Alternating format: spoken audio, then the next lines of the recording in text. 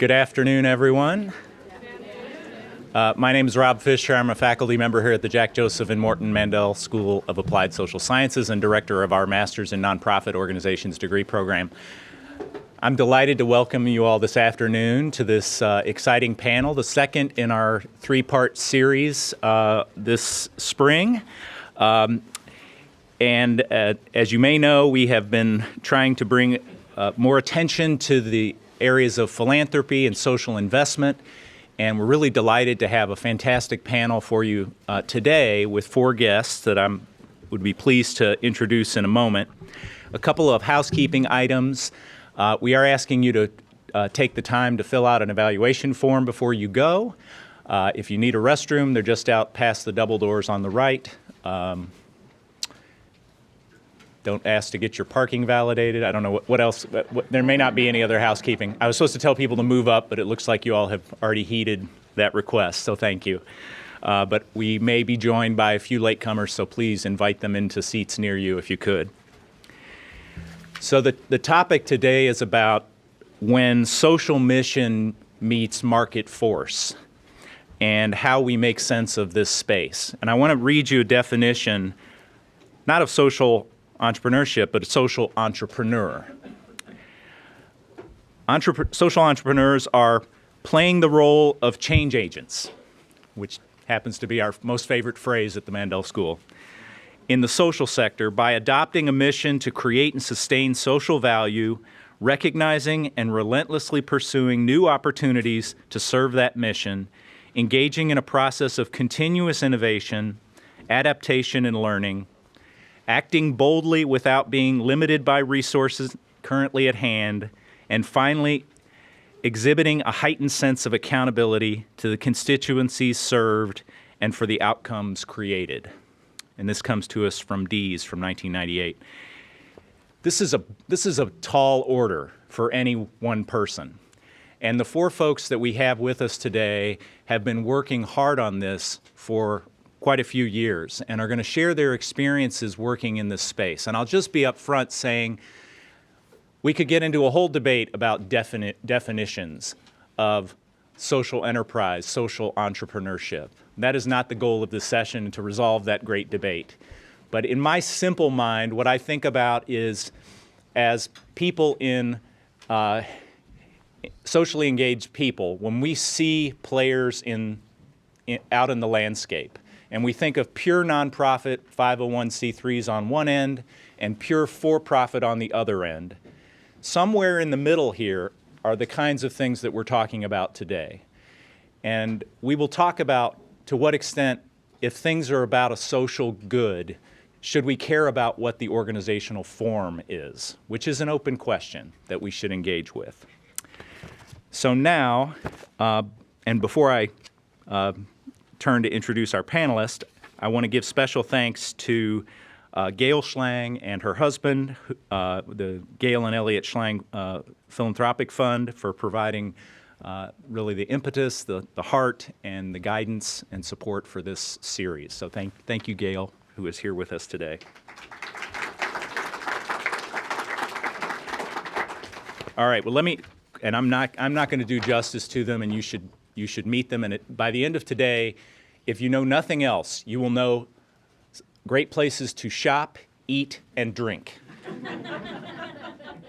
But hopefully we'll get a lot more than that. First, directly to my left is Brandon Chrostowski. I'm sorry. Brandon has been on a mission to change the face of reentry in Cleveland and beyond for quite a while. In 2007, he founded Edwins Leadership and Restaurant Institute, which is located at Shaker Square, and he's going to talk to you about that. Before that, he was in Detroit. He received an associate's degree in culinary arts and bachelor's degree in business and restaurant management at the Culinary Institute of America. He apprenticed in Chicago at Charlie Trotter's. He worked at a lot of great restaurants that have names that I will butcher, but I will mention in Paris at Lucas Carton, in New York City at Le Cirque and Picholine, La Pavilion in upstate New York, and some others, including across the street at La Boutroux. he was there for 5 years and now in his work.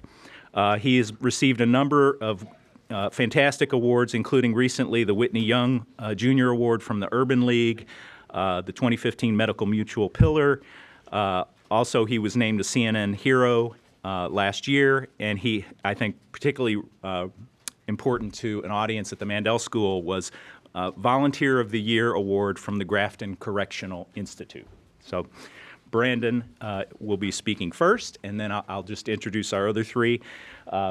Sharie Renee is a leader in the art of sustainable, socially just commerce, who has developed a retail enterprise called Cosmic Bobbins, also located at Shaker Square. It is focused on providing support to local artists and sustainably created goods. She has been a pioneer in the art and business of upcycling. She's also been heavily involved in mentorship through the art of sewing. It led her to take her retail venue and build onto it the Cosmic Bobbins Foundation, which supports mentorship, workforce development for artists, including people with disabilities and other disadvantaged community members. And last year, she launched a next initiative called Cleveland Sews, which will be a hub for creating a sewing industry workforce development and entrepreneurism. Sharie received her bachelor's degree from Bowling Green State University in Communications and Environmental Studies, and she is currently a graduate student in our nonprofit management program here at the Mandel School. I'm going to run out of breath. Mansfield Fraser, who is our third speaker. He's a native Clevelander and a product of the Cleveland Public School System. He left Cleveland in 1969 and for 30 years lived all over the United States, in his words, pursuing activities that can best be described as checkered. An experience that he feels greatly shapes his perspectives as a writer and journalist, primarily focused on social justice issues. He is a self-taught writer, and he returned to Cleveland in 1995 and began his career as associate editor for an urban news magazine, the Downtown Tab. He served at the Call-and-Post. He also is a current weekly writer for CoolCleveland.com. If you've seen his post there, I saw you had one this week that was very interesting on saving Huff. He also hosts a weekly radio show on WTAM. He's been featured in Newsweek, Daily Beast, and other national outlets. He currently serves as the executive director of Neighborhood Solutions, a nonprofit that publishes the Reentry Advocate, a national magazine distributed to prisons, libraries, county jails, halfway houses, and the like. He is a vintner who guided the construction of the vineyards and biocellar at Chateau of Huff. Is it Chateau Huff or Chateau Huff? Chateau Huff, which he will be talking about today. And then our final speaker is Bryan Mauk. He's the Director of Social Enterprise at Lutheran Metropolitan Ministry, where he has started and runs multiple social enterprises in the manufacturing and culinary fields. The Cleveland Central Kitchen, located at the LMM's main office on St. Clair, serves or provides 2,000 meals a day to area homeless shelters and trains homeless and previously incarcerated individuals in culinary arts. Now, Bryan didn't just come to this recently. I want to take you back a little bit. So in 2004, when he was a student at John Carroll University, he was the co-founder of the Labra Project, focused on feeding and befriending the homeless. And that project continues today. Every Friday, they pack up from John Carroll, and students go out to the streets of Cleveland and befriend and feed homeless individuals. He then came to the Mandel School, where he completed his master's in nonprofit organizations. And while he was here, he got bored and he started the Metanoia Project, a social enterprise that provides a place of shelter for homeless individuals to get a meal and a safe evening. And in 2009, Metanoia became a freestanding 501c3, operates a hospitality center at the former school building of St. Malachi Parish. And he was recently, up till recently, on the board of that organization. He served as a national mentor on homelessness and workforce development for the President Clinton Global Initiative University, and a local mentor through the Sea Change Social Enterprise Accelerator initiative. He also is currently serving as an adjunct professor at John Carroll, focused on social entrepreneurship. He has a bachelor's in sociology from John Carroll, and as I said, a master's here from the Mandel School. So you can see we are very fortunate to have these 4 folks with us. And what I'd like them to do is we're going to start and have them each give a little summary of kind of their work so you can have something to get your hands around. And then I have a few questions for them that I'll facilitate, and then we'll open it up to the group. So with that, I'm going to ask Brandon to lead off for us. Thank you, Rob. All right. Well, good afternoon, everyone. How you doing? Well, as you said, my name is Brandon, and I'm the founder of Edwins Leadership and Restaurant Institute. I can tell you what we do in about 3 minutes, so I'll keep it brief. First and foremost, we offer hope. We offer visibility in this civil rights movement that every human being, regardless of their past, has the right to a fair and equal future. That's very important. And then the weapon we use to win this fight is what I know best, and that's culinary arts, hospitality, and running a business. At Edwins, we are freestanding restaurants in Shaker Square. What happens is we open up our doors to men and women who have been in the justice system or injustice system to a 6-month program if they choose to. Within these 6 months, we provide skills in dining room, dining room training, as well as the kitchen training. So each student will go through every position in the restaurant, from bartender to server to fish cook to pastry chef, et cetera, et cetera. So they have a total perspective of the industry at the highest level. Those are 2 important things to remember. So what we're not only providing is this job and this skill, we're providing the perspective of how to move up once you go onto your own. We also provide case management for anyone that's in need of any barriers they want to knock down, whether it's getting a warrant vacated to seeing their kids again with child support and child visitation. So no matter what the problem is, we fix it. And I do mean any problem. In 2014, 1 year after we've opened, we noticed there's people without a home. And as many of you know, that your parents, when they sent you away to school, they didn't say go stay in the shelter. They think that's just utterly ridiculous. And neither should our students, because they are our students. So we built a campus. And in 3 months, what someone told me was impossible, ended up raising $1.2 million to achieve. And a year later, we have 20 beds for those who are students, 8 beds for graduates, and then a fitness center, library, and test kitchen. So no matter what the problem is, we take it head on and we solve it. That's what happens on the outside. On the inside, we have a program in Grafton Prison that started in 2011. I still teach that on Saturdays for 8 months throughout the year. Where we bring in the right product, the right tools to teach the right skills. And lastly, we have a program that's inside of 9 prisons, a culinary club, which is where we take our instructor down to teach 2 inmates who then lead another class of 25 inmates, taking the initiative and the kind of the idea out of the state and federal government's hands and put it into the people who need its most hands, and those are those who are incarcerated searching for a skill. They should not have to wait for someone to teach them what a better tomorrow looks like. So we're trying to equip all those in prison with the ability to teach others the skill that we're teaching in person. And that's what we do at Edwins with a whole lot of other things. That's a nutshell. That was good. Yeah. That was good. Now we will have time for questions, so let's turn to Sharie now. Okay. Hello, everyone. My name is Sharie Renee, and I am the founder of Cosmic Bobbins and the Cosmic Bobbins Foundation.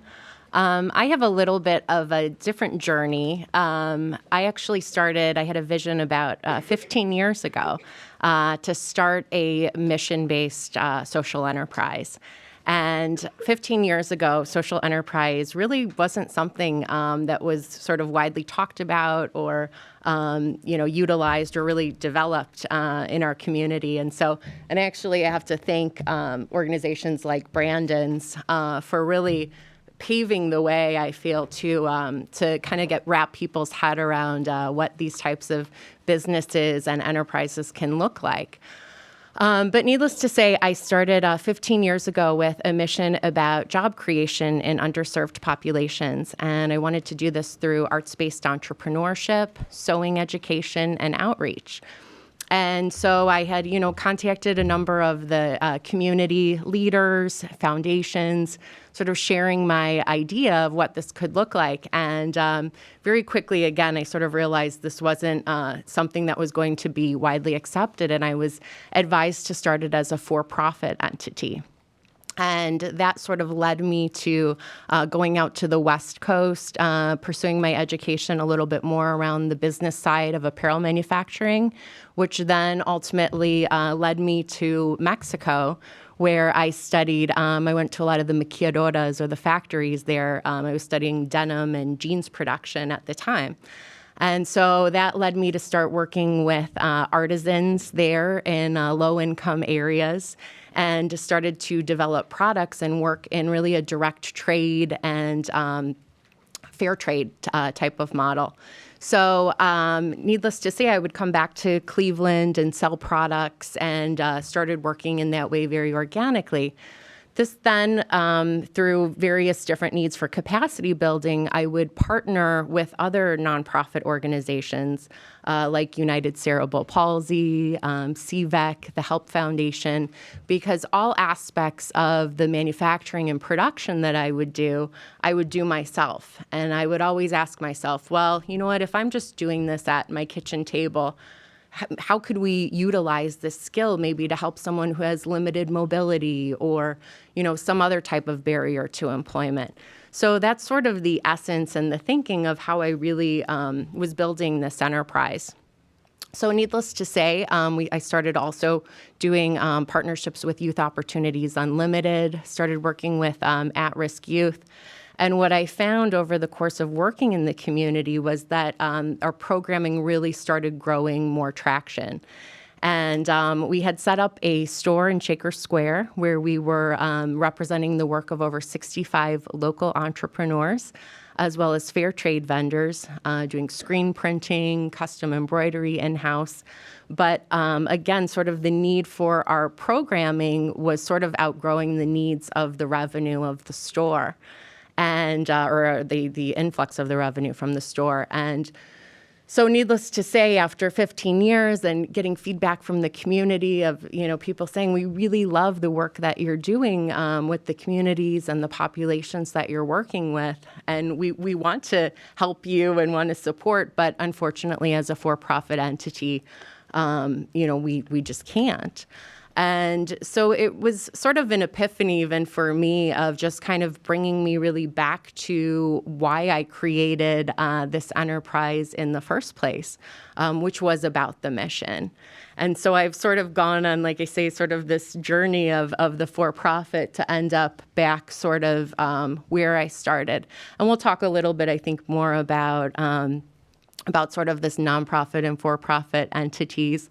But to this day, like I say, we are doing some work with the Cleveland Metropolitan School District, doing outreach in the schools. We're doing work with refugee and youth populations in our storefront.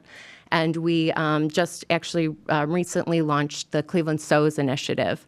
That's sort of this larger wheel hub and nonprofit workforce development training.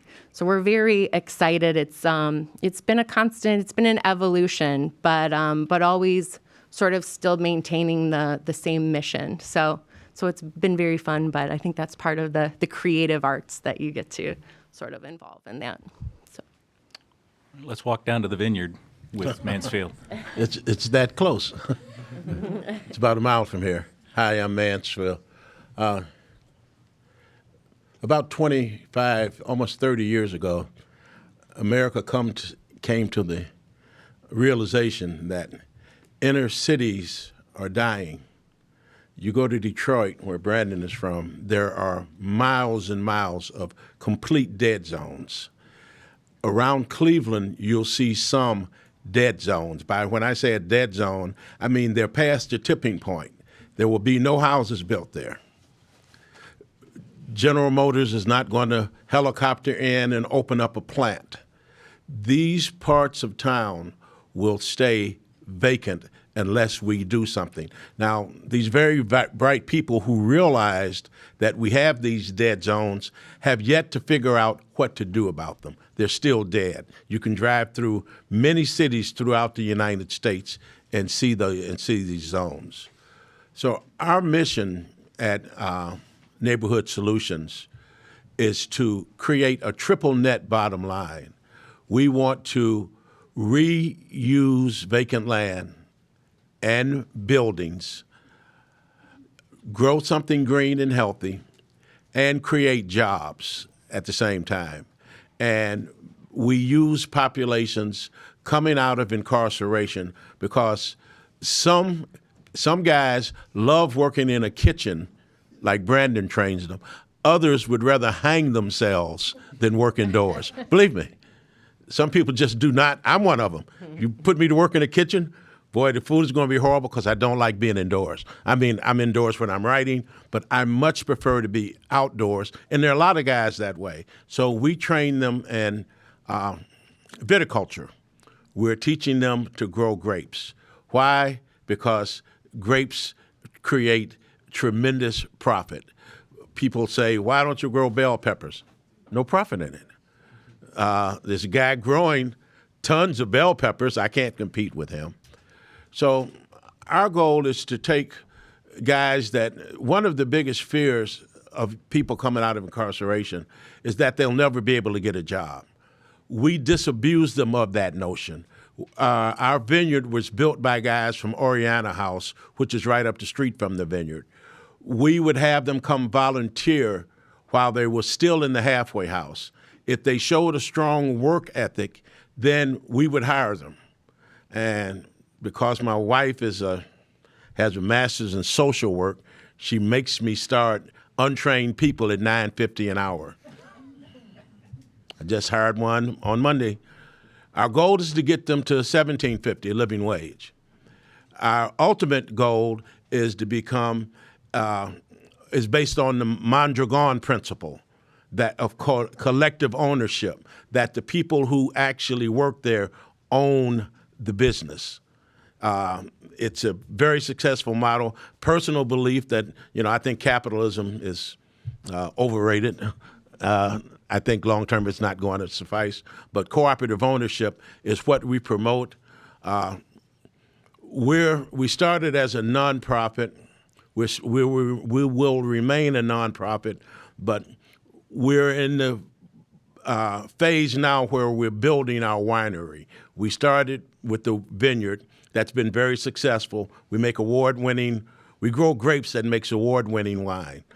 Now we are starting to build out the winery where we can make it on location so that we can get a license so that we can then sell wine and become self-supportive. The problem with if you're a social enterprise, the 501c3 model is okay to get started with, but if you keep continuing, they get tired of you coming back rattling that tin cup at them.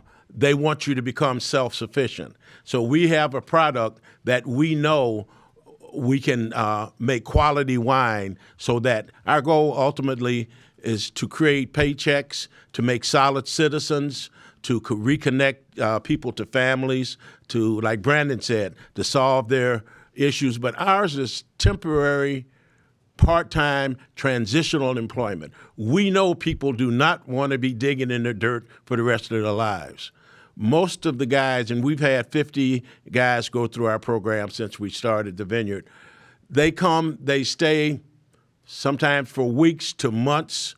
One guy will be permanently staying, but we solve their issues, show them how to get a driver's license, which most don't realize, because a lot of these guys coming out of incarceration might have $500 to $5,000 that they owe the state of Ohio.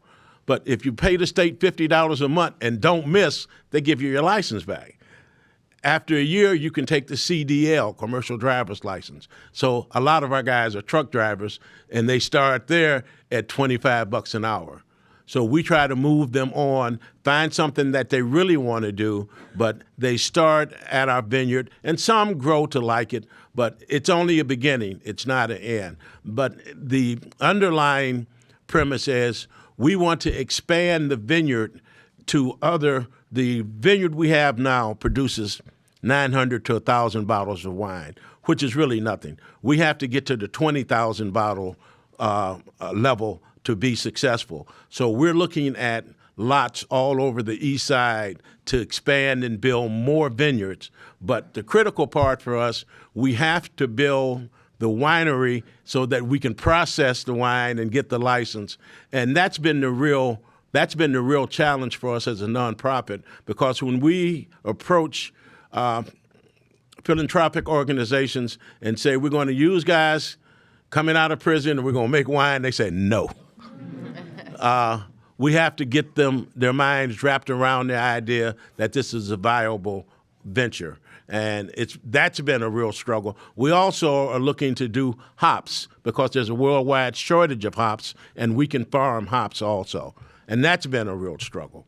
But we know that crops, urban farming is a way to solve social ills. We've proved it on a small scale. We'd like to get to a larger scale. All right, thank you. Bryan? So I'm Bryan. I work at Lutheran Metropolitan Ministry as the Director of Social Enterprise. LMM's been in the community for about 40 years. We work with everybody from at-risk teens to the elderly and just about everyone in between, with a big focus on working with folks that are homeless and coming back from incarceration. And we found about 10 years ago, we started thinking and looking at kind of trends across the different people that we serve, and we saw this common thread that the folks that we work with need jobs, right? Jobs and empowerment through economics. And we are always looking to employers to give people that chance to fill in a gap on a resume or teach them a skill, and always looking for employers gets old, right? It's a lot of work, takes a lot of time.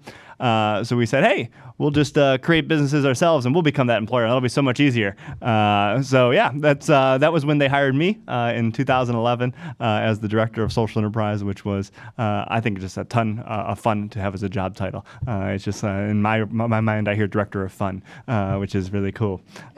So we got started. We have 2 enterprises up and running. One is called Metro Metalworks. We make bicycle racks, like the kind that goes in parks and parking lots, and actually, we see them right behind us here. We make some of these. We didn't make these specifically, but those things we make. And we teach folks how to bend pipe and weld and basic manufacturing skills. And then our other enterprise is called the Central Kitchen, where we make about 2,000 meals a day for area homeless shelters. We produce them in one kitchen in our main office, and we deliver them hot, ready to serve to each shelter. And it's been a really kind of fascinating endeavor.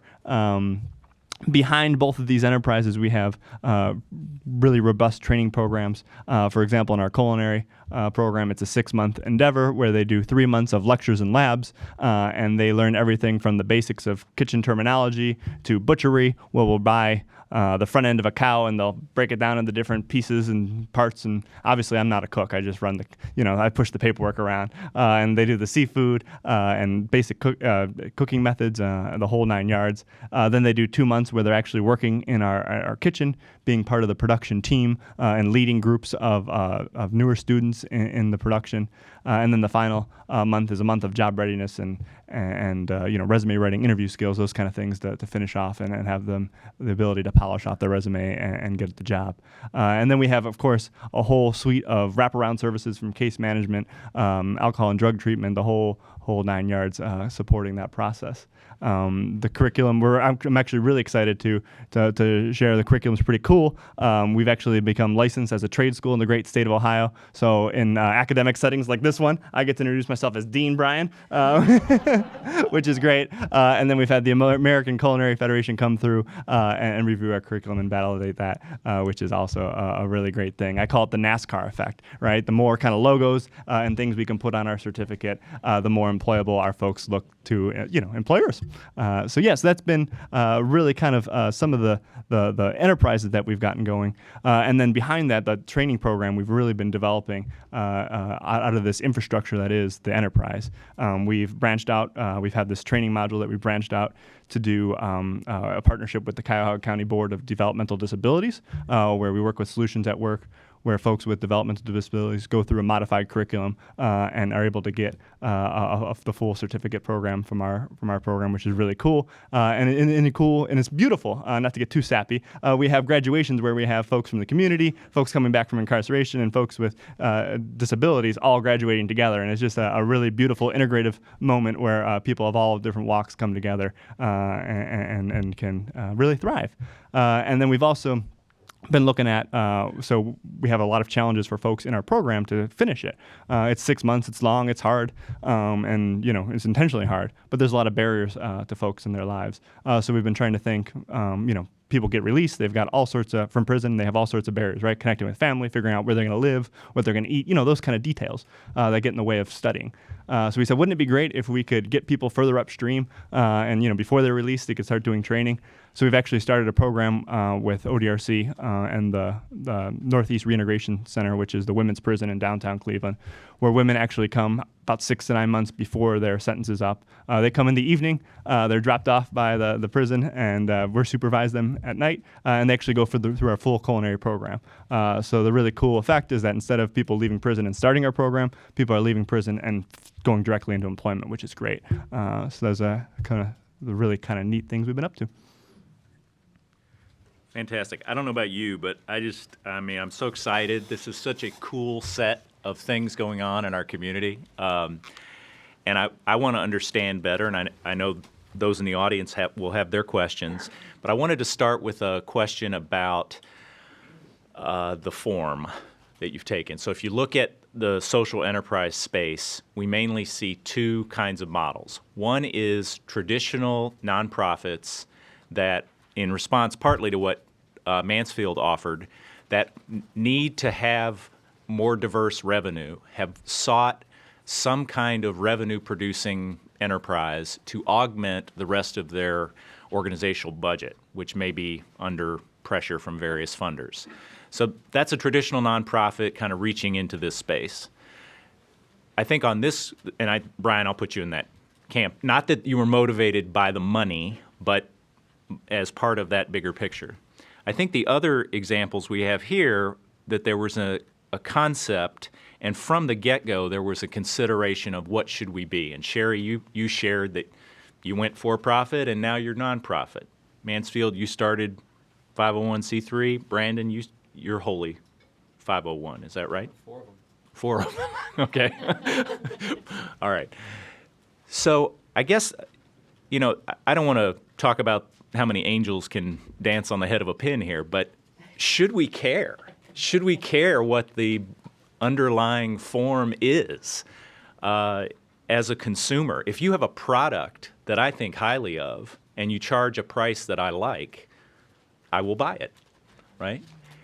But I wonder if part of our story is leveraging the consumer and these other partners with the story, the underlying social mission. To what extent does a social outcome drive you in being able to make the business part work?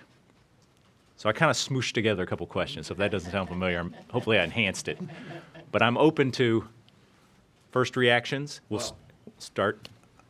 Ours is relatively simple. There are 100,000 labels of wine in the United States.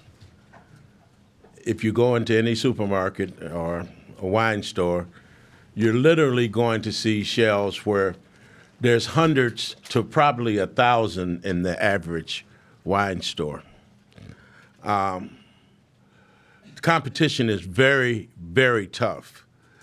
When you're in a supermarket, that eye-level bottle, the companies that have been in the business for years, they dominate that space. So if I come along with a new wine, and they see me at the eye level, they're going to tell the manager, wait a minute, we have this relationship going back decades, put him on the bottom shelf so nobody will see us. So we have to have a different story that we promote, that if, and this is the social enterprise part, if there's 2 bottles of wine and they taste equally well, because I'm here to tell you, most people can't tell one wine from another. They say they do, they're lying. There's been tests, all kinds of tests done that prove most people can't tell. The experts are pulling your leg.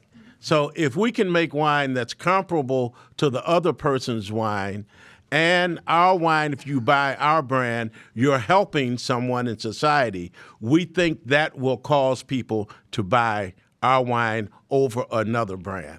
And that's the social enterprise aspect. Now, some people will say, oh, if I buy that wine, I'm helping someone coming out of prison. I'm not going to touch it. Some people are going to run from it. They don't want to help somebody coming out of prison. We think others, and there's enough of others that will flock to our brand because of our social mission, that we can be successful. Anybody else want to jump on it?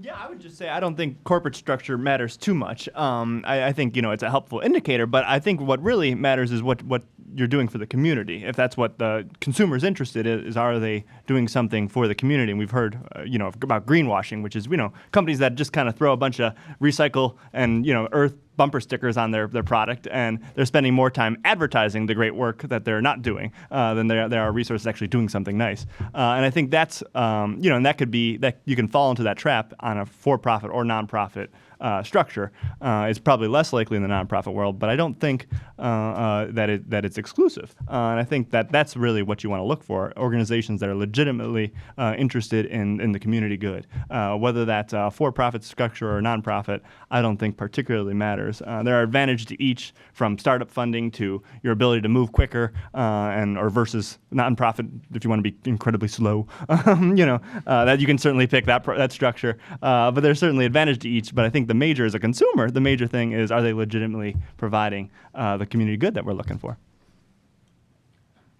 I would just say I agree with Bryan. What's been interesting, though, through our experience is, I think, not only understanding what you do in your space, but how others perceive your work. And I think sometimes that label also sort of still kind of dictates perceptions a lot in that way. And even just in talking with other people, I came to learn that a lot of people understood us through our store. And they would say, oh, yes, we know Cosmic Bobbins. It's that store in Shaker Square.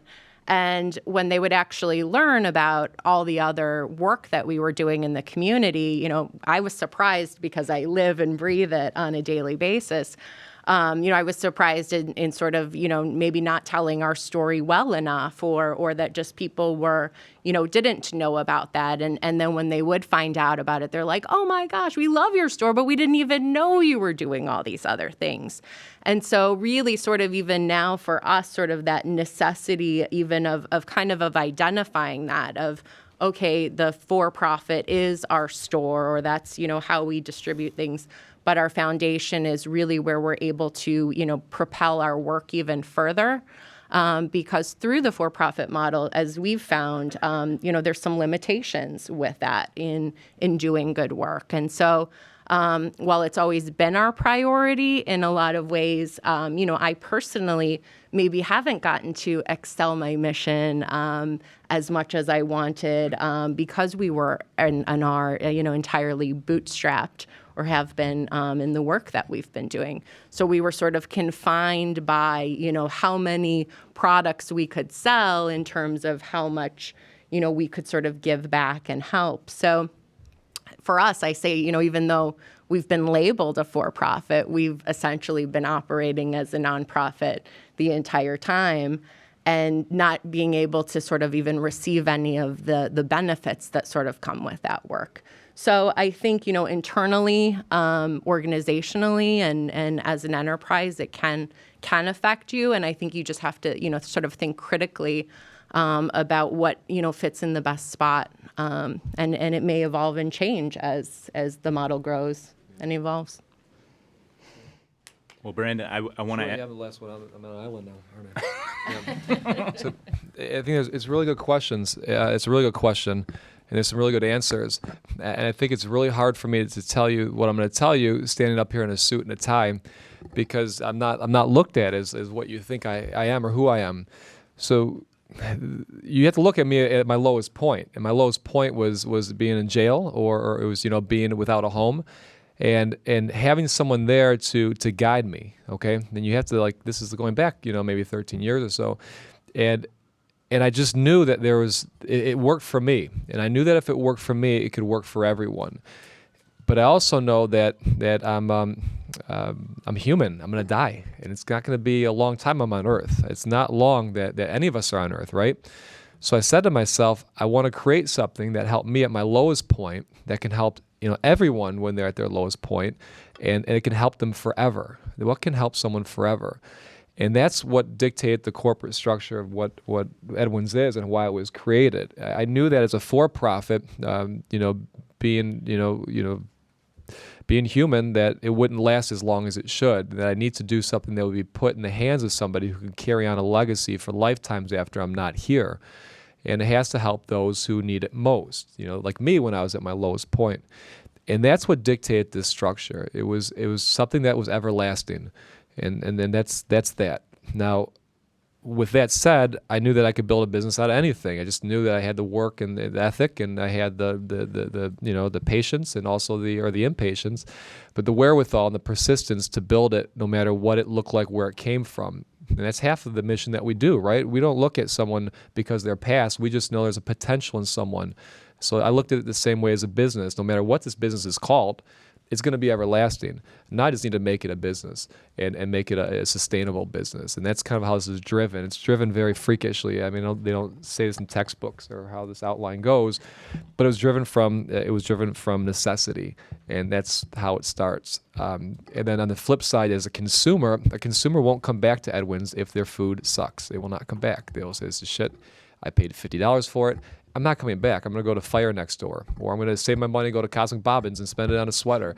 They're not going to spend it at a nonprofit because it's a nonprofit. You have to understand that, and you'll get someone's attention once, but if you don't have if you don't fulfill expectations, they won't come back twice, and you will not sustain.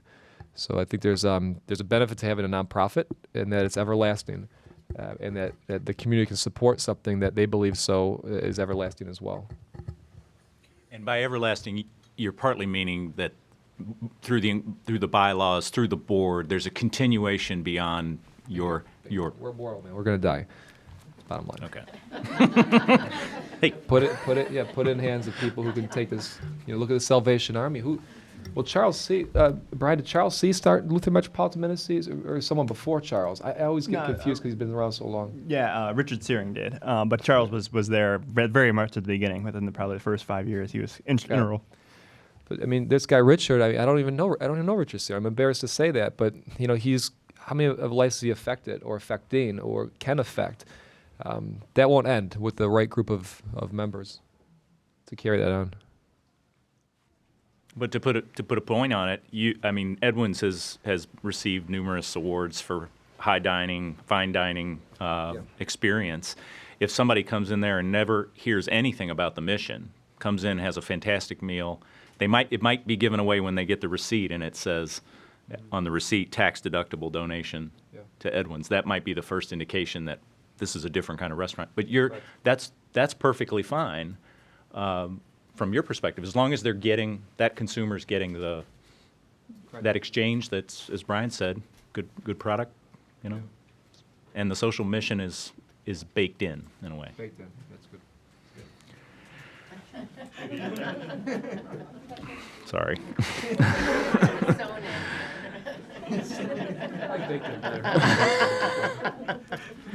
All right. Well, I looked into the literature on social enterprise, at least from nonprofits getting into this space, and the evidence suggests that of ventures that are started, they look a lot like what happens on the for-profit side. That maybe a third actually make money for the nonprofit, a third kind of break even, and a third actually end up losing money, and the nonprofit has to divert resources to that to kind of keep it afloat. That's just one challenge that we see in the space. I just wanted to ask you, what are the challenges that you think face initiatives of this type more broadly from your experience? As we want to, I think if we see great stuff here and we want to facilitate more of this innovation, what are the challenges we need to be aware of? Oh my goodness, how long do we have? Take it away. Yeah, so I think wow. So what I think I would say primarily, right off the top of my head, is when you have a social enterprise, right? You've got the social work and you got the business enterprise that you're combining together. So that means you have all the problems of starting a brand new business and starting a brand new social program at the same time. So it's a lot to juggle. And if one isn't going right, the other won't go right either, right? They inform each other very intimately, and those challenges become, what might be a minor like training program. Like, so if you've got your training program, and you could probably, if you were just running that, you could get away with, phoning it in at 80%, because, somebody else hires the people and it's their problem to deal with. They can pick up that 20% you left off. But if you're using those same trainees to do your production, you notice that 20% very quickly, and it's your problem to deal with. So the challenges on that is any minor problem can get very major quickly. The advantages to that is that it makes your program and your business stronger, right? Because we actually have the time and the motivation, because it's so intimately connected, to make our training program really good, because we are the very first beneficiaries of it. So we're invested in that. And if I could, one of those so we take this kind of business minded approach to running social work programs, which is really kind of cool too. You get that kind of cross contamination in a positive light, but you get that going back and forth. And one of the kind of cool things, if I go on a quick little side note, is we've been looking at our graduation rate, right? And it's 6 months long, it's unpaid, and folks are coming with a variety of different barriers. And our graduation rate has been 60% in previous years, and we're saying, yeah, that's pretty good, right? That's more than half are getting it through. It's unpaid. They're better off than they were. But what about those 40% that aren't? That kind of sucks. That sucks for them, but also sucks for us because we're investing resources in them. So we did a bunch of different research on it. We put on our business mind and my dean of academics hat, and we looked at it, and we came up with a plan. It was around, we called them the 3 M's, and we looked at reasons why people were leaving. It was money, math, and meth. So money, we did exit interviews with folks. Said, hey, why are you leaving? What's going on? And they said, it's unpaid. I need a job. I need money, right? And we dug deeper into that, and it was issues like, oh, my car broke down. I couldn't make it to class anymore. Or it was, I was living with my girlfriend. We broke up, and now I have nowhere to live. I gotta, get a job so I can get new rent deposit for my apartment. And so we created working with the Cleveland Foundation Fund and some other funders, created an emergency fund, right? About $400 for each person for whatever crisis they may encounter, to be able to help them stay on track from the program. So that was money. Math, right? So people say they were leaving because of money. We did a histogram on why people actually left, right? You look at the days people disenrolled from the program, and you'd think that would be kind of a flat line, people leaving randomly. No, there was one big peak where everybody just ran out of the classroom, and that was the day. So we have a chapter on math. We have a whole week where we do culinary math, and it wasn't even the day that we had our math exam. It was the day that we say, open your books to the math chapter. People ran out the back door. So folks in our program have about a third grade education, reading and math skills. So math is an intimidating thing. So instead of having a math chapter, we made math moments, right? We became math ninjas, and we snuck it in when people weren't looking. And that helped our graduation rate. And then finally was my third meth, my generic for drug use, right? Drugs are a very difficult thing. And to walk with somebody who's struggling with addiction is really challenging. And the supports that they need, that we need to be able to provide them as a community, as an organization, are intense. So that is the wraparound services that really help to bring that support to folks. So yes, our 3 M's, we're all kind of fueled by this business aspect, right? We need labor to run our kitchen, and we want people to move on and get jobs. So we're all invested in this on a different plane. And so, graduation rates went from 60 to about 85% over the course of a year, which we're really proud of. But that's really wouldn't have happened if we didn't have this business-minded mindset. Restate the question. I just wanted to see if you could do what it. What are the particular challenges faced by social enterprise different from nonprofit colleagues and pure for-profit? What's special about this? Well, a social enterprise can be, like we were talking earlier, save the whales, or save the puppies, or save harp seals. Everybody can get warm and fuzzy about saving animals, and the animal is going to do what the animal does, and you won't have an animal talking back to you. And those are kind of static things. When you work in the field of human beings,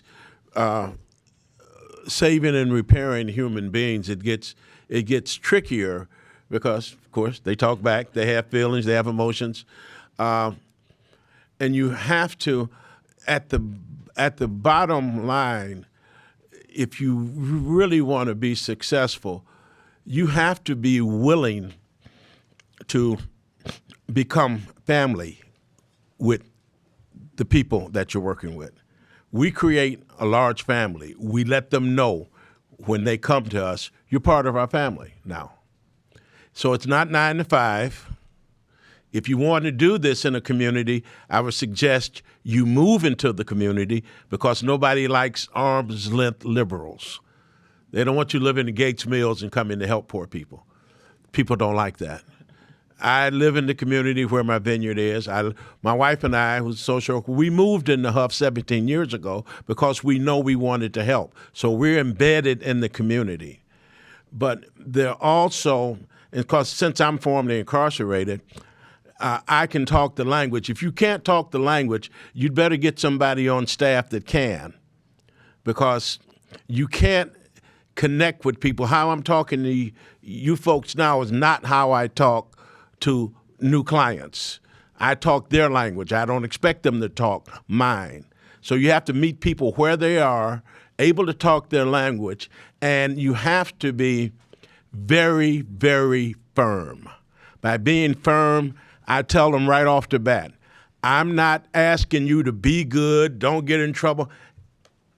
You have to come here wanting to change your life. If you don't want to change your life, see you. Go back to doing whatever you're doing. I'm not going to, no skin off my back, no skin off my nose. I want you to succeed, but you better want to succeed more than me. And if I see you don't want to succeed, I'm going to move you out and find the next person that does want to succeed. I'm not going to waste my time with you. And you have to be very, very firm about that. And they're not going to like it. So we recycle. I tell them, look, go back to prison. If you want to try something clever, go back. I'll give you a chance a year or two from now. I'm not mad at you. I just don't waste time on you. It's time to be big boys and big girls. You have to grow up if you want to come be part of our program. We do not babysit. We only help adults that want to turn their lives around and need an opportunity. And you have to be very firm about that from day one. And the thing is, I don't change. The day you met me, I'm going to be that same way as long as you know me. I'll never change toward you. Always the same. That consistency. And they know consistency is very important for people, especially people that are struggling. And when you're talking about addictions, if you like alcohol and meth more than you like a paycheck, go get high. Just don't come back here, that's all. Any other I would augmentations?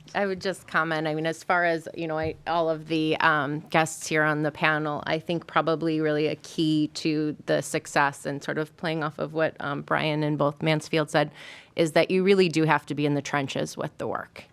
I think that's probably all of the success we've seen. Brandon is right across the street from me in Shaker Square, and I'll see him earlier in the day, at his property with the Second Chances Life Center, painting or doing whatnot, and then quick wardrobe change and into the restaurant or whatnot. So I've seen it from all of the panelists here. you just have to be willing to put in the work. And sometimes, it exceeds your 40-hour, 80-hour work week, the paycheck even that you receive or don't receive to do the work. You have to really, really be committed. And I think in that way, a lot of it is a calling that brings us here. So. Yeah, I think different stages when you're starting a business or a nonprofit. I don't think you should change the idea that you're starting something. I think the challenges are virtually the same, with the exception maybe one's a more difficult sell because of the complexity. I think nonprofits. If you think about just funding, you're not going to get funded by a bank. They tend not to, like SBA does not fund nonprofits. It's a risky venture because it's a nonprofit, it's a 501c3. So I think there's some actual facts on why it's harder to begin one way rather than the other. But at the end of the day, it's sacrifice. You need sacrifice. That's a challenge in for-profit, nonprofit. I think it's just committing yourself to it, which is also sacrifice, but a true commitment. You say you're going to do this. You need to do this. You need to live it. You need to live there. You need to be with the people that you serve. You need to be one of those people that you're serving. No matter what level you're on, there has to be that buy-in. I think that might be the biggest difference or challenge in finding a team that can speak the same way. Yeah. I wanted to go just slightly off script before we go to the open QA, and that is we've been talking a little bit maybe in the abstract. I just wonder if any of you would like to share maybe a little more of a client story from your experience with anybody who's been part of your work, with the names changed, obviously, but just something to give us something to see on the inside of what that looks like. There's so many. I know. It's unfair. There's so many. Yeah, just quickly, you could take most of our students are coming into a workplace, a culture, a regiment that's different, and I think we can all relate to different. And I think that the courage it takes you all here to do something different is the same courage that it takes someone else to make doing something different. And I think that's really a scope of kind of a slice or a sliver of what a successful student does to do that. And there's so many, like Sharie said, there's a lot. But just know that everyone has the courage. If you have the courage to make a difference, to go into a setting you're unfamiliar with, to a culture that maybe is not your own, because you believe in a bigger, better goal, that's our student, and they're doing that. Yeah.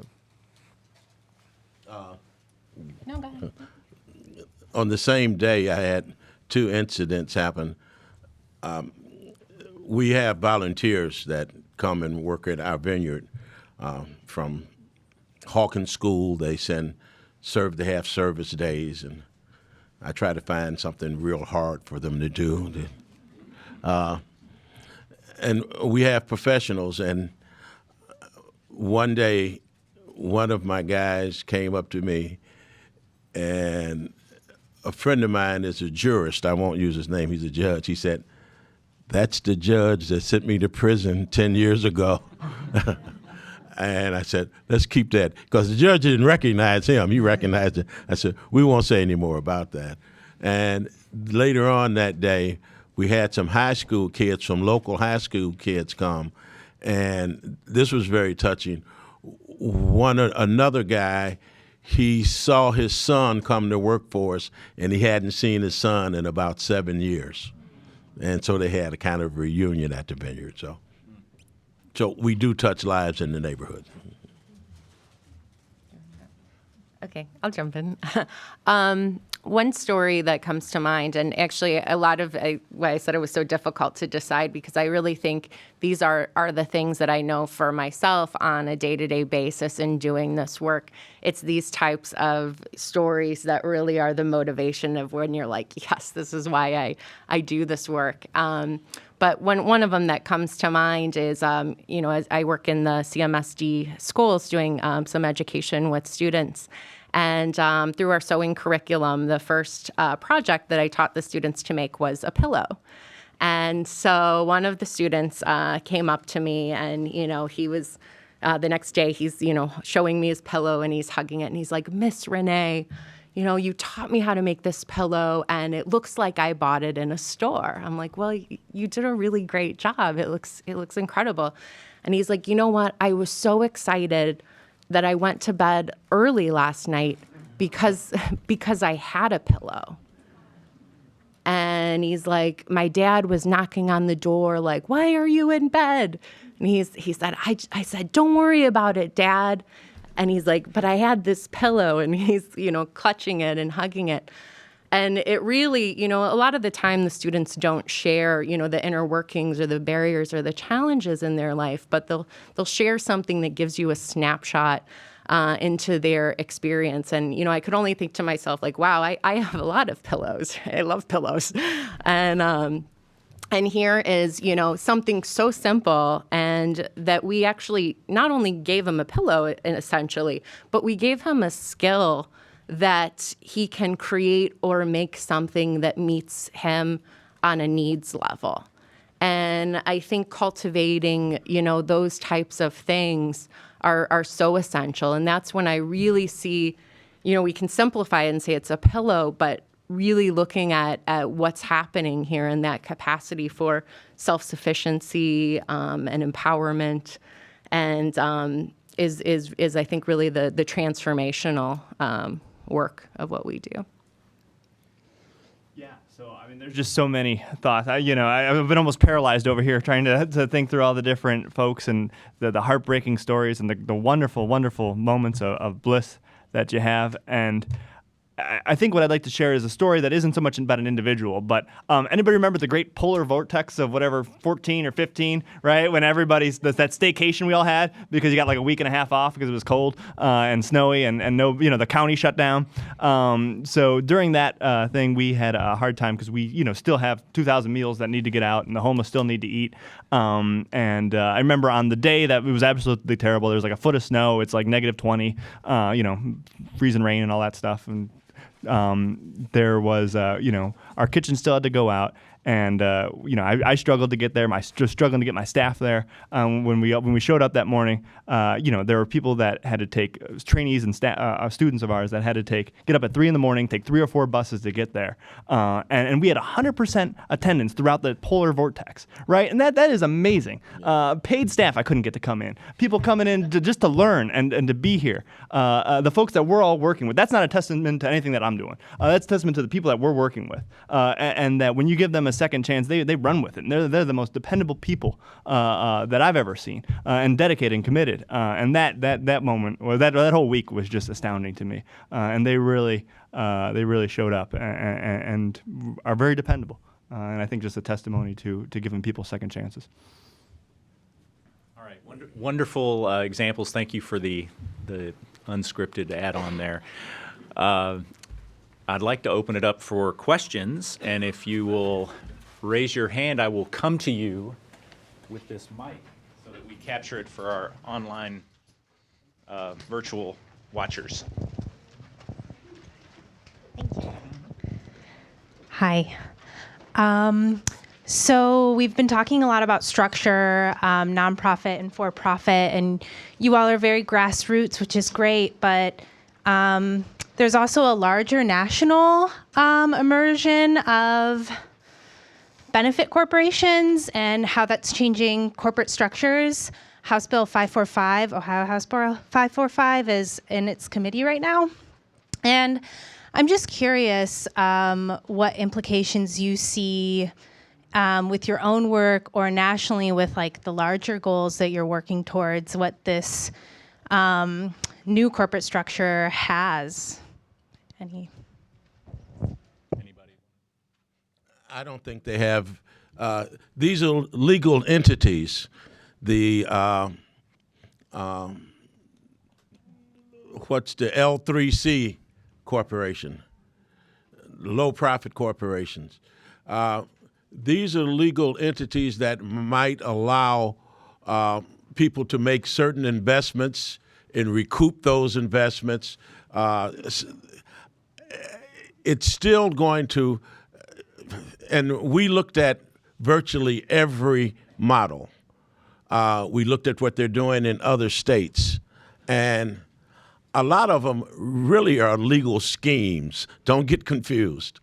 It's still going to boil down to it's a vehicle. These are vehicles, like think of them as an automobile.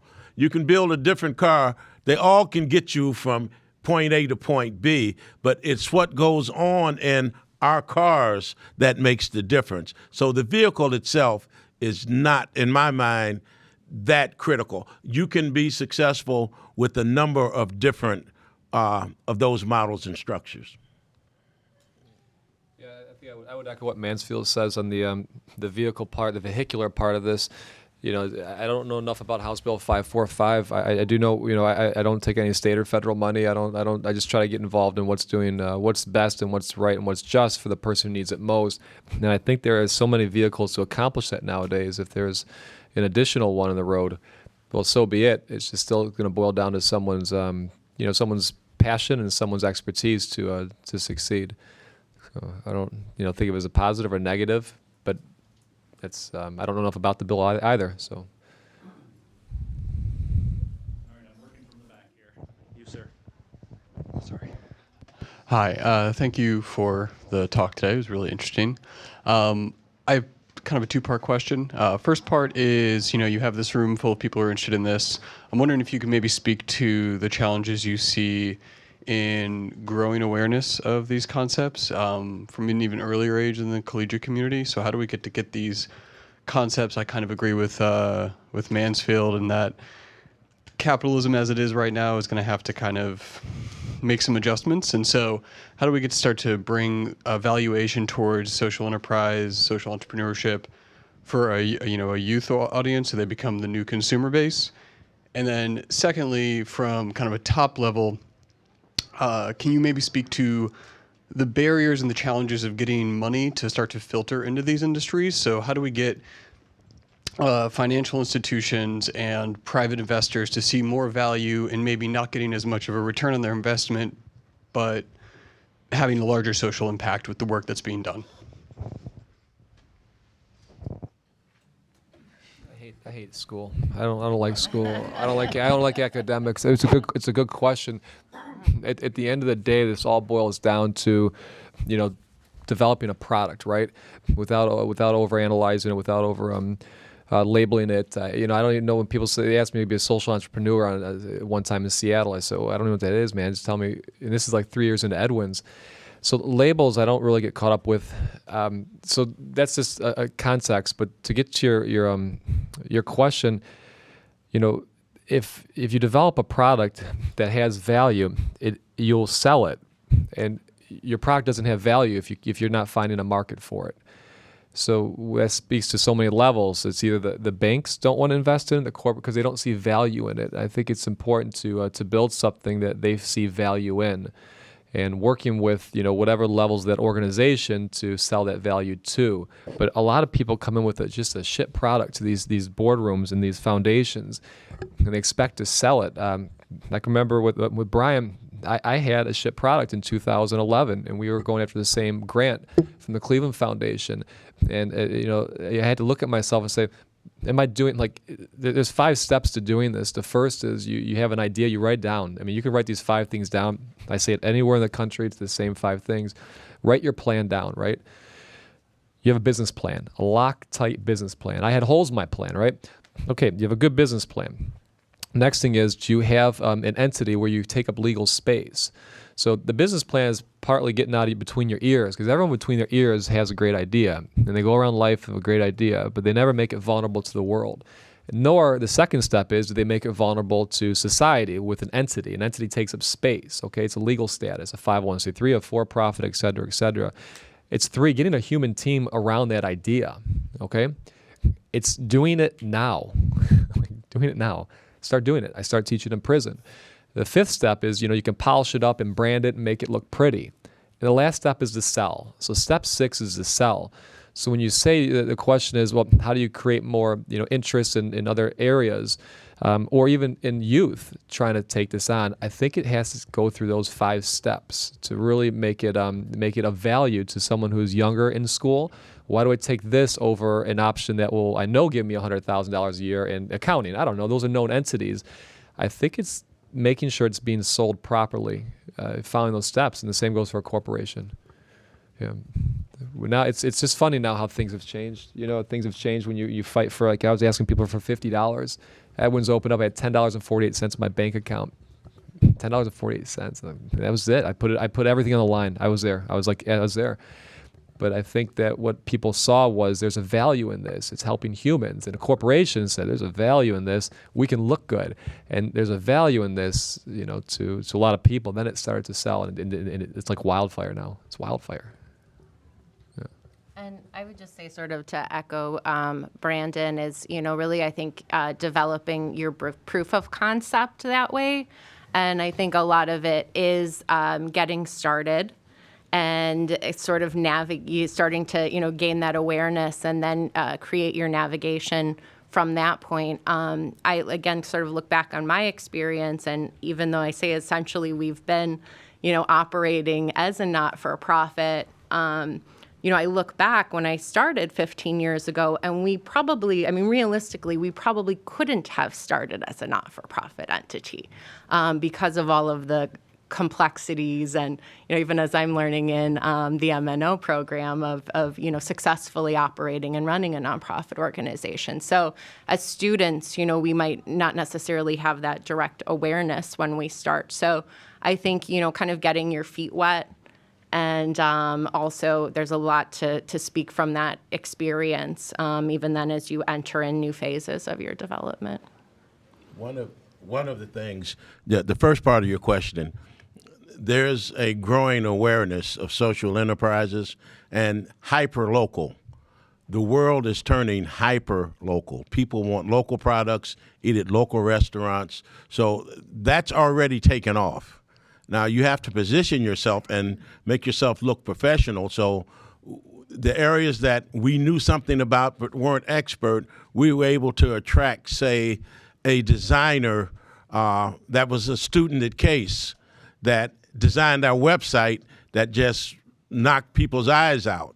So we were able to get that. In fact, there's a legal clinic at Case at the law school that they're doing some work, some research for me now on a couple of legal issues in regards to winery ownership. Now, I could have gotten a law firm to do it for me pro bono. I would rather have the legal clinic do it because there's a better chance of getting more bounce and more young people knowing about what we're doing through being involved with the legal clinic. That's the first part of the answer. The second part of the answer is one that you're not going to like very much, and here's why. There's a woman, Angie Thomas. She runs the Grants Library. You guys know where the Grants Library is down on 14th Street? I asked her to make me a map of where philanthropic dollars go in the greater Cleveland area. And we're sitting in the largest circle, University Circle. The vast majority of philanthropic dollars go in University Circle because the university's here, but Severance Hall, the Art Museum, the Botanical Garden, the Natural History Museum, all of those get supported philanthropically. Then you see the map goes to North Collinwood. Then you'll see it jump over to Detroit Shoreway. Then you'll see it go to Tremont. What you'll see is that it goes around neighborhoods of color. And here's where the problem is, and I've been trying to work on it with philanthropic. And it's not just a local problem, it's a national problem. There's the organization called the Racial Equity Institute out of Raleigh-Durham, and they go around and give training classes on racial equity. What's happened in the philanthropic community, like in other communities, is that the people at the head of them are usually white, and people tend to give to people who look like them. And that's a fault. And it's a fault that we struggle with. So when I'm giving talks like this, I've often finished by saying the biggest mistake I made in doing this, I didn't get a white partner. I should have got a white front. I know what I'm doing. Our books balance. I know how to grow grapes. I know how to make wine. You know, people will say, well, they compare me to Brandon. Look how great Brandon's doing. Why aren't you doing as good as Brandon? What the hell? Brandon's white. I'm not. And that's just a fact of American culture that some people are not comfortable with, but it's truly a fact. I mean, we really know what we're doing. So if I'm doing something wrong, I'll tell them, tell me what I'm doing wrong, I can change it. The only thing I can't change is the color of my skin. And so I know if I had to do it over again, I would use somebody that evidently these philanthropic organizations would be more comfortable if I had a white partner, and put them up front to go rattle the tin cup instead of me.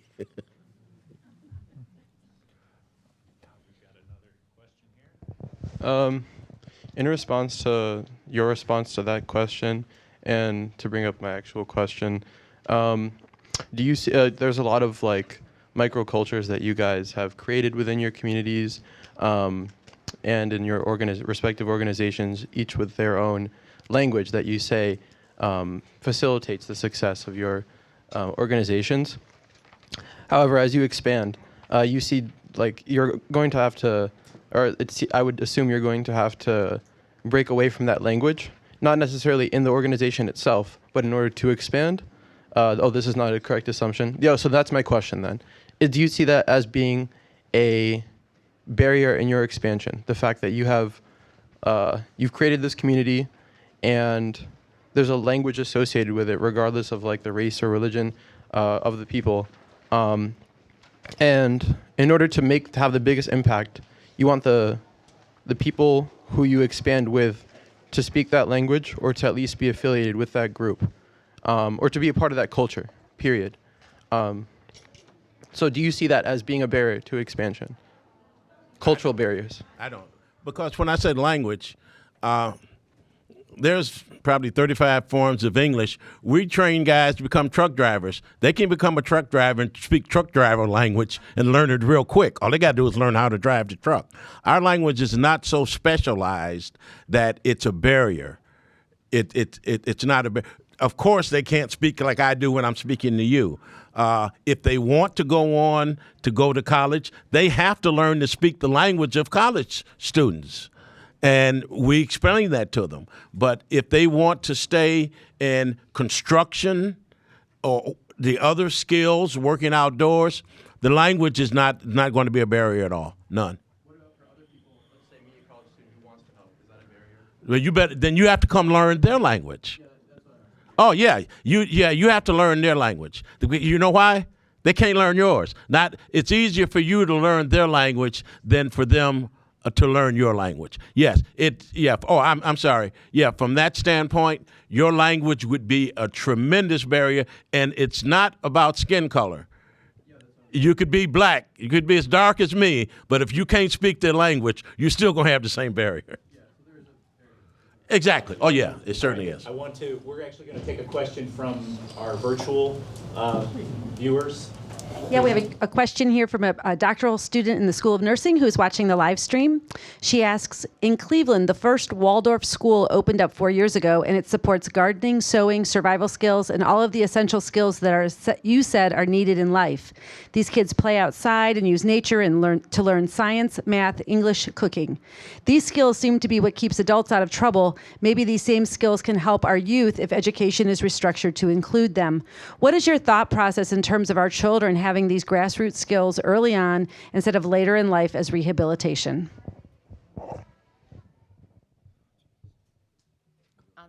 I'll jump in. I mean, this is definitely a lot of the focus that we do with Cosmic Bobbins Foundation, in particularly with sewing and foundational skills, and even where we sort of look at that workforce training and development.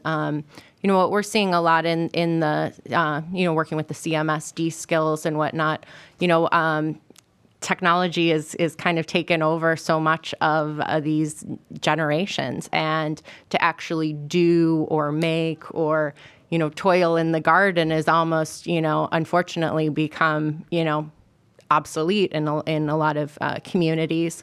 And so I think, as we see even too, just even educationally, I think there needs to be a lot of restructuring. I mean, in terms of that school, that's definitely a private school, and so that's only going to reach a certain privileged group, and that we need to look at it a little bit more communally and expansively across the board of skills that all need and can benefit from. Yeah, I think. Oh, good. I was just gonna. Classical education teaches you how to act in a certain way and think in a certain way, and that's beneficial in a certain setting. But I think what we can do, and I was never great at the whole classical education thing. Kind of a C student maybe on a good day. So it was really. Not in graduate school, but it was never my strong suit. But that was almost a benefit, right? That kept me on the outside of the classical education and made me comfortable as an entrepreneur, right? Excuse me. So I think kind of having that broader base of experience when you're a child, doing things outside of just reading and writing and arithmetic, really prepare folks to do new challenges, to do new things, to think outside the box. And I think that's where we're starting to see this revival of this kind of free market capitalism, entrepreneurialism in our social enterprise field, which is, I think, really cool. So I think the more we can get kids out of the classroom and in the community, and adults out of their offices and into the community, we see more creative solutions to our problems. But I would add that that kind of training at an early age is very good, and I think all children need that. But in minority communities, what happens is most crime is a function of poverty, and you can train them in those different areas. But when they become teenagers and want something, want an iPhone, want things, if their families can't provide them those things, they're going to start thinking of negative ways to acquire. The more crimes are committed around cell phones in the United States than any other item. Because why? Every kid got to have one because they want to feel normal. If you don't have a cell phone as a teenager, you're abnormal. So to be normal, if your family can't buy you one, you'll figure out a way to steal one, take one, go sell drugs to get one. It's really a function. Those primary skills are being given in a lot of cases, but unless you solve the problem of poverty, you're still going to get kids that are going to go down the wrong path. And the unemployment rate in minority communities hovers over 40%. Want to make sure we get as many questions in as we can. So I'm curious what we as the public can do to support each of your missions and social enterprises. Certainly it's probably easier with Cosmic Bobbins and Edwins, who have physical storefronts that we can visit. But anybody is welcome to chime in, but I'm most interested. My wine. Okay, where do we buy your wine? Good question. And actually, you can't buy it right now. We started. No, here's what we do. We make award-winning wine. We're 501c3. We cannot sell wine. We don't have a license. People donate to our nonprofit, and we gift them with bottles of wine. That's how we get around the law. But last Friday. Sorry, we misheard you there. The state knows I'm doing it. They don't mind. We started building our winery, which will allow us, and we put in the application to get our license. So hopefully in about 5 months, we will have the license. Hopefully we will have raised the funds to complete the winery. We started on a wing and a prayer. We do not have the money in hand to complete the winery, but we started hoping that we can get the rest of the funds. But then we want to sell our wines. A big part of, we want people to come to our community. It's on 66 and Huff, and we want to sell our wines right there, and some in Brandon's restaurant. But we're not primarily trying to put the wine in supermarkets. Number one, you have to give up too much of the profit. So we want people to come to our vineyard and winery and buy our product and support us. Yeah, I think no matter what organization it is, you can all get involved with your circle, right? So at Edwins, of course, you could dine there, you could eat there, you could donate there, you could do many things. But when you start taking it inside of your circle and your life, that's the biggest impact it has. And for you to do that, usually it takes being educated in what we do or what Sharie does, or et cetera, et cetera. But I mean, you have a circle of, maybe you go to church, or maybe you go to work, and maybe you have kids in school. Maybe get your dry cleaning done, but in each one of those circles, you can inject what you hope and what you believe in, and that's low hanging. It doesn't cost money, but it spreads this message to create the web. So I think the biggest thing is also just getting educated in what you want to do, and then you're like a dangerous weapon then. Yeah. And I was going to say too, Brandon also in being neighbors, truly it's been such a great relationship, even that, in him learning about the work of Cosmic Bobbins, his organization reaches out to us, and we, screen print shirts for him, or we, embroider hats for the Reentry Summit, or we make gifts for his donors. Or for his fundraisers. So, there's different ways to sort of, even as, nonprofits can support one another and use those revenue streams to kind of keep a continuum going of that money just impacting further even beyond just the original intent. And I would just encourage people to come on down to any one of our places, but mine, of course, as well. We'd love to have folks. We love having folks by to volunteer, to come, to learn, to meet people. And I'd say the most important things folks can do, to echo what Brandon and everybody else was saying, is tell the story, right? If you want to donate too, that's great. But more importantly, tell the story, and tell that story about folks coming during the polar vortex, right? You guys are either employers or no employers, right? And if everybody told 5 employers that they know about that story, think how that could change hiring practices in Cleveland.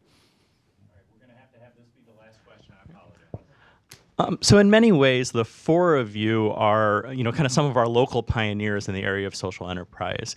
And so thinking about, I work at John Carroll University and, work with students there and try to get them involved in this. So thinking about kind of the next group that's coming in and saying, hey, what you guys are doing, what you started is really cool, and I want to do something, like that.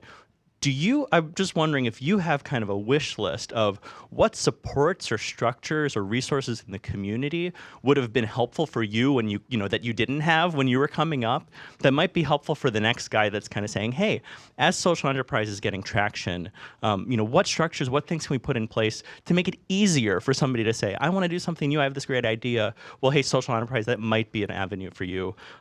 Because I think, this is something we need more of in our community. I would just say, I think at least in the heart of our model and what we provide is about mentorship. I think that's sort of a very simplistic, but, you definitely can't underestimate the power of a positive mentor. I know, like you say, I've been all of these, panelists who have, served as mentors to me, and I can constantly learn from others in the community and even in other spaces. So I think even in thinking about future generations, having sort of now a little bit of this forerunning of pioneers that new students can kind of look and learn from our experiences and what we've gone through, and sort of even, I think there's so many different classifications of what this can look like. So I think what's going to be very exciting as, time moves forward to see, all the different forms that these types of enterprises take on. So. I think it's, what was that quote? It's not, don't ask what your country can do for you. Ask what you can do for your country, right? I mean, I think it's getting off your ass, everyone, saying what the resources are there, what's not there. I mean, there's money. There's tons of money out here in this space. There's tons of space, physical buildings, et cetera, et cetera. What it lacks is leadership. And what the leadership usually lacks is motivation. So it's rather than having these ideas of what else could be brought up or what could be born, it's simply and merely getting up and doing it, and what can you do for your idea, because they're out there, so much out there. We could give you a laundry list of things to do if you came by to volunteer to get position yourself to become a successful business person. You just got to do it. Yeah. Well, our biggest challenge was and remains finances, money. The ability to as a 501c3 to raise money. And to do that, we have to change the philosophy of giving at some philanthropic organizations around town that just don't pay attention. Their attention is focused otherwise. We have to refocus the attention of these organizations and these foundations to put their money where there's where the greatest need is. It's like always wanting to help the gifted student, always wanting to help the community. The money pours into Detroit Shoreway, which is almost totally rebuilt. But if they put out an ask, they get tons of money, whereas, say, Glenville or Union Miles have trouble raising a dime. So we have to refocus their thinking.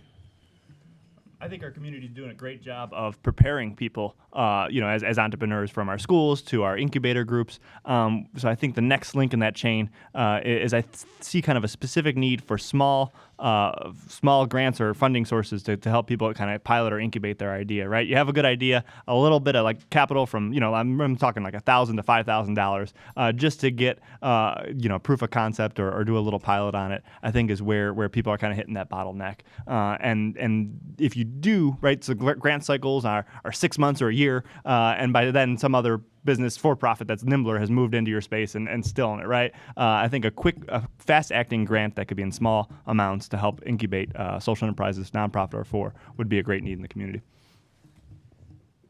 All right, we're going to have to leave it there. I'm sorry, but our panelists will be around for a moment. Please join us next month on April 27th for a panel on volunteerism in this room, and please join me in thanking our guests.